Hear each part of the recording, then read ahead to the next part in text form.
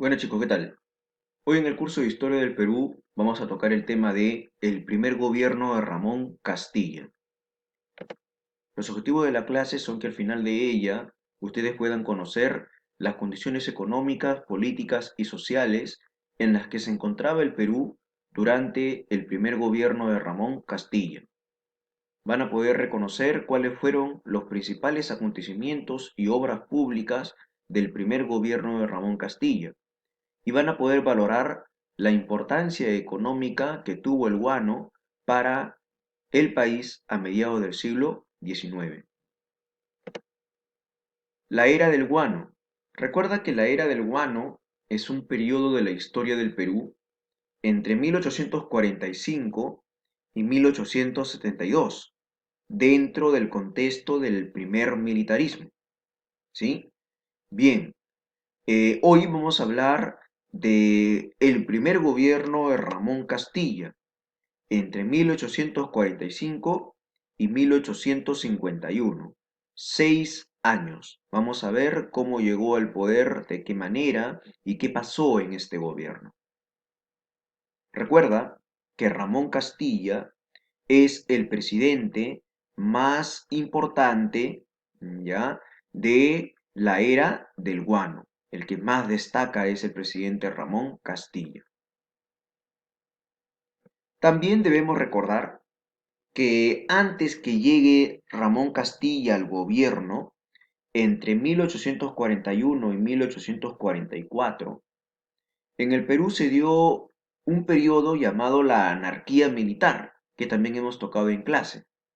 Recuerda que la anarquía militar fue un periodo en el cual hubieron constantes golpes de Estado por parte de militares, ¿ya? En el Perú, en el país. Ahora, recuerda que esto se inició, la anarquía militar se inició luego de la muerte de Agustín Gamarra en la batalla de Ingavi, cuando intentó invadir Bolivia por segunda vez. Entonces, eh, luego de la muerte de Gamarra, legalmente le correspondía asumir la presidencia a su primer ministro, al señor Manuel Menéndez.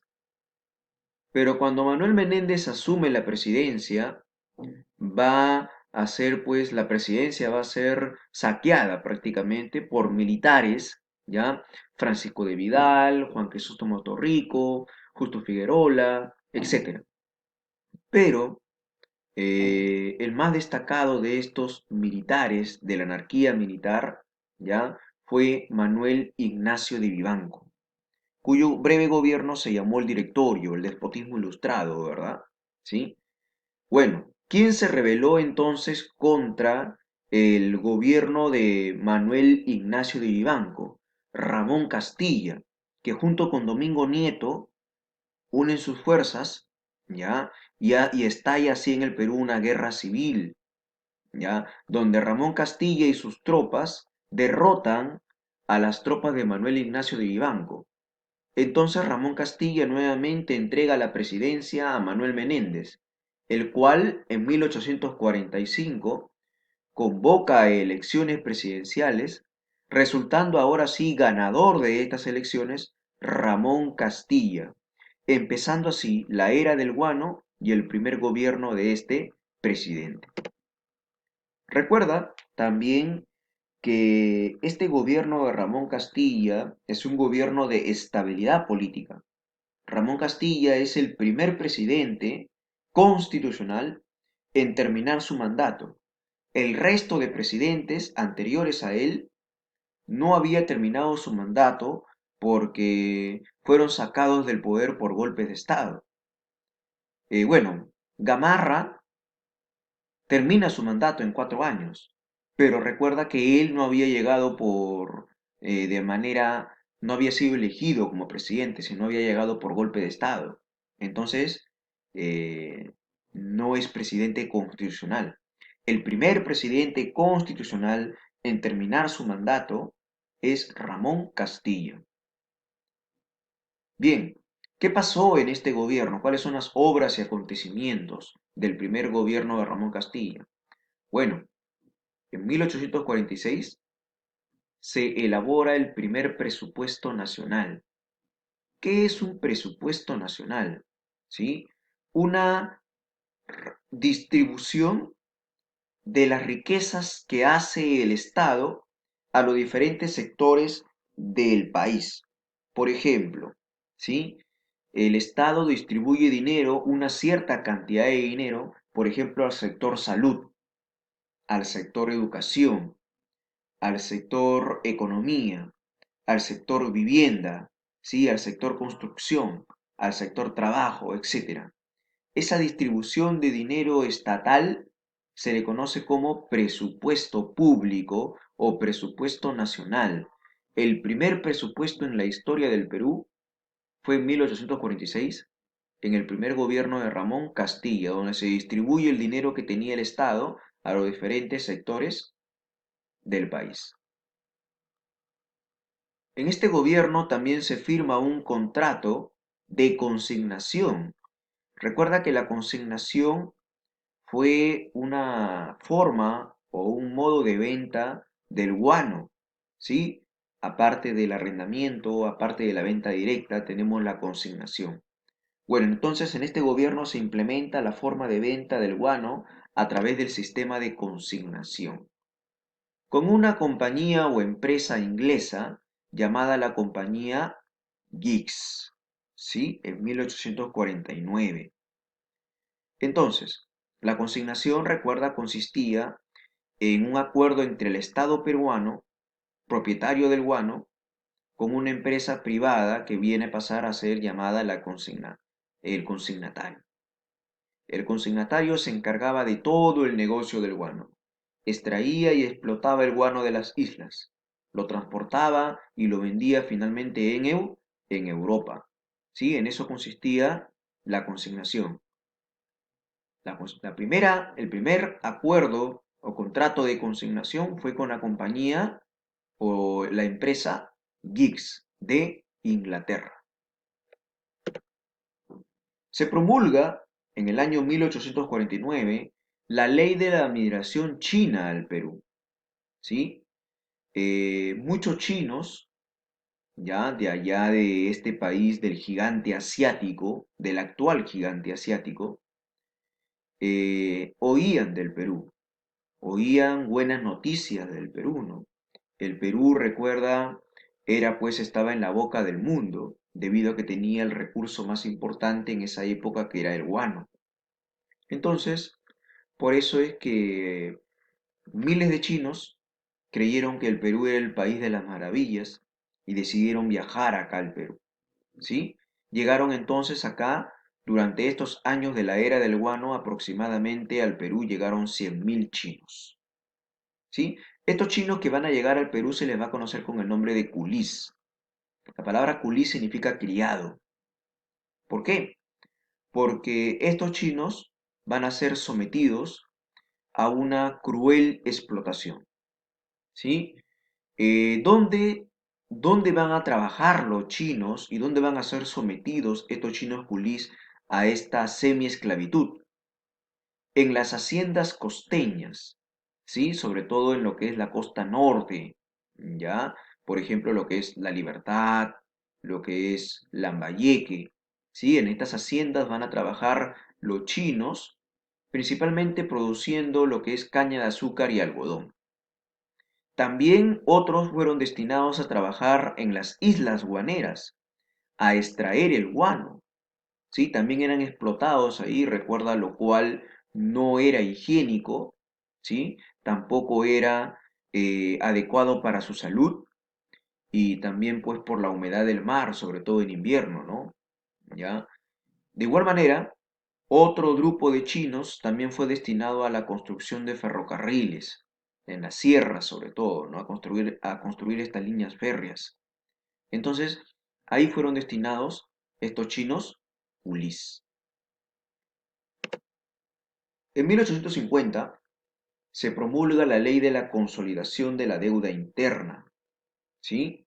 ¿En qué consiste esto? Consiste en el pago a los prestamistas nacionales de las guerras por la independencia. A ver, estamos hablando de criollos, Los criollos, hacendados, dueños de esclavos, comerciantes muy ricos. En la guerra por la independencia, estos criollos, estos hacendados, estos comerciantes, habían prestado mucho dinero. ¿A quiénes? A los libertadores, a José de San Martín, a Simón Bolívar.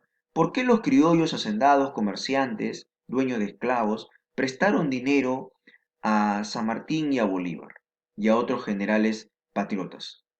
Para que estos últimos peleen contra los españoles y finalmente nos independicemos de España. Eso se hizo con plata prestada, no solamente del extranjero sería deuda externa, ¿no? Pero ¿por qué se llama esto deuda interna? Porque fueron los criollos peruanos, los comerciantes hacendados peruanos, los que prestaron plata a Bolívar y a San Martín para que puedan pelear contra los españoles. Entonces, eso no es una deuda externa. Como es un préstamo de peruanos, eso es una deuda interna, un pago a los prestamistas nacionales. ¿Sí? Teníamos que pagarle ese dinero que nos habían prestado, ¿sí? Y qué mejor pagarle ahora en un momento en el cual el Perú estaba recibiendo mucho dinero producto de la venta del guano, ¿sí? Bien, en eso consiste la ley de la consolidación de la deuda interna. Como ya vamos a ver la próxima clase, esta ley termina en un gran escándalo de corrupción, ¿sí? Voy adelantando. Castilla había dicho, ¿no? Pagamos la deuda interna. Máximo se debe de pagar 7 millones de pesos. Pero en el gobierno posterior se pagaron 24 millones de pesos. O sea, casi 3 veces más, ¿no? Casi 3 veces más el pago de lo que normalmente hubiese sido. Se convoca el primer Congreso americano, ¿sí? En 1847. ¿Cuál fue la causa? La expedición Flores. Juan José Flores fue un expresidente del Ecuador que había sido sacado de su gobierno. Entonces, en venganza, Juan José Flores viajó a España y entabló relaciones ahí diplomáticas y también militares con este reino de España, con la monarquía española, para volver a colonizar América, principalmente Ecuador y Perú, amenazando así con la soberanía de los recientes países independientes de América del Sur como el Perú. Entonces el Perú eh, convoca a un Congreso americano, donde asisten representantes de diversos países de América del Sur, ¿no? Como Perú, Ecuador, Colombia, Bolivia y Chile. El representante del Perú era Manuel Ferreiros. La sede de este Congreso, de este primer Congreso americano, fue precisamente nuestra ciudad de Lima, ¿ya? En contra de la colonización o de la recolonización monárquica de España. Obras públicas de este gobierno. Se adquiere el primer barco a vapor de Sudamérica, llamado el RIMAC. Se fortalece nuestra fuerza militar, nuestro aparato militar, comprando buques de guerra, como por ejemplo las fragatas Amazonas, Mercedes, también los bergatines Guise y Gamarra. Se construye el primer ferrocarril de Sudamérica, que iba de Lima a Callao. Dotó de agua potable a las ciudades más importantes del Perú como Arica, Lima y Callao. Se construye el mercado central. Se paga también la deuda externa a Inglaterra debido a que nos había prestado plata en el contexto de la independencia. Como ustedes pueden ver, todas estas obras públicas como el ferrocarril, el primer barco a vapor de Sudamérica, el mercado central, dotar de agua potable a las ciudades del Perú, ¿sí? Pagar la deuda externa, eso se dio gracias a qué? A que el Perú recibió mucho dinero producto de la venta del guano, pero que lamentablemente, como vamos a ver la próxima semana, esto termina en corrupción, termina en un escándalo de corrupción, en un déficit fiscal. Bien, jóvenes, espero me hayan entendido. Muchas gracias.